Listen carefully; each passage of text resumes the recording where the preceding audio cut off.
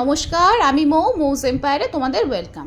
তো আজকে বানাবো খুবই সহজে আর মাত্র একটি উপকরণ দিয়ে এত অসাধারণ একটা রেসিপি, তোমরা ভাবতেই পারবে না যে আমাদের হাতের কাছে ঘরে তো এগুলো সব কিছুই অ্যাভেলেবেল থাকে, আর এটা দিয়ে এত সুন্দর একটা রেসিপি বানানো পসিবল। তো চলো দেখে নিই কী করছি। দেখো, আমি প্রথমে কড়াইতে জলটা গরম করে নিয়ে ওর মধ্যে 1 চামচ লবণ দিয়ে দিয়েছি, আর দিয়ে দিয়েছি একটু জোয়ান, একটু জিরে, একটু কালো জিরে, আমি একটু গোলমরিচ 2-4টে আমি একটু কুটে নিয়ে দিয়ে দিয়েছি। তারপরে এর মধ্যে আমি দিয়ে দিয়েছি দেখো 250 গ্রাম মতো চালের গুঁড়ো। চালের গুঁড়োটা দিয়ে দেখো এটাকে এইভাবে খুব ভালো করে গ্যাসটাকে কমিয়ে নেড়ে নেড়ে এরকম একটা মন্ড যখন হয়ে যাবে সেটাকে এরকমভাবে নামিয়ে নিতে হবে। নামিয়ে নেওয়ার পর এটা যখন একটু ঠান্ডা হয়ে আসবে, যখন তোমরা মনে করবে আমরা হাত দিয়ে এটাকে এরকমভাবে ভালো করে আটা মাখার মতো মেখে নিতে পারছি, তোমরা এটাকে আস্তে আস্তে এরকমভাবে মেখে নেবে।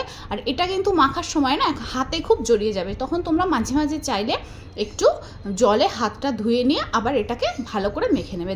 তারপর দেখো আমি এটাকে সুন্দরভাবে গোল করে রুটির মতো বেলে নিয়েছি, পাতলা করে রুটির মতো থিকনেসে বেললেই হবে, কোনো অসুবিধা নেই। তারপর এটাকে লম্বা লম্বা করে আমি কেটে নিয়েছি। যে যেরকমভাবে ইচ্ছা তোমরা কেটে নিতে পারো, কোনো অসুবিধা নেই। যার যেরকম শেপ পছন্দ সেই রকম শেপে তোমরা কেটে নেবে। তারপর আমি দেখো কড়াইতে তেল গরম করে নিয়েছি, তেল গরম করে এটা একটা একটা করে ছেড়ে দিয়েছি। দেখতেই পাচ্ছ ছাড়ার পর কত সুন্দরভাবে এগুলো ফ্রাই হয়ে যাচ্ছে। আর কড়াইতে দেওয়ার সাথে সাথে কিন্তু একদমই তোমরা এটাকে খুন্তি দিয়ে নাড়বে না, এটাকে নিজের মতো এইভাবে ছেড়ে যেতে দেবে। তারপর একটু ফ্রাই হয়ে এলে তারপর কিন্তু তোমরা দেখো এটাকে নাড়বে। তোমরা দেখে নিশ্চয়ই বুঝতেই পারছো আমি কিন্তু মিনিট খানেক পরেই এটাকে এইভাবে খুন্তি দিয়ে নেড়েছি। এটাকে কম আছে খুব সুন্দর করে নেড়ে চেড়ে এইভাবে ভেজে নিতে হবে। দেখতেই পাচ্ছ গোল্ডেন ব্রাউন করে, তোমরা চাইলে আর একটু লাল করেও ভাজতে পারো, কোনো অসুবিধা নেই। দেখো এটাকে কত সুন্দরভাবে আমি ভেজে এই যে তুলে নিচ্ছি তেল ঝরিয়ে। এটা একটুও তেল সোক করবে না, খুবই সুন্দর একটা স্ন্যাক্স, শুধুমাত্র চালের গুঁড়ো দিয়েই তৈরি করা সম্ভব।